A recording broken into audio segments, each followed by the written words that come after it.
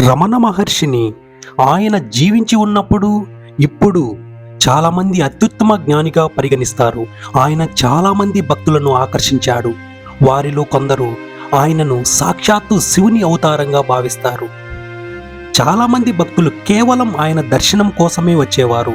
ఆయన దర్శనం మాత్రం చేతనే తాము పునీతులు కావచ్చని వారి భావన.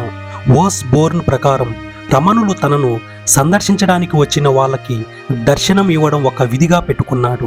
తన దగ్గరకు వచ్చే వాళ్ళందరికీ తాను అందుబాటులో ఉండాలని ఆయన తరచుగా అంటుండేవాడు.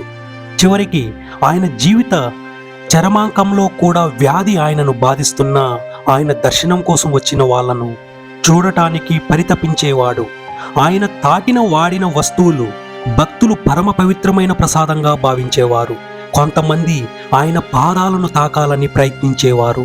ఒకానొక భక్తుడు తాను రమణుల ముందు సాష్టాంగ నమస్కారం చేసి పాదాలను తాకుతానని చెప్పగా అందుకు ఆయన ఇలా అన్నాడు: భగవంతుని నిజమైన పాదాలు భక్తుని హృదయంలో మాత్రమే ఉంటాయి.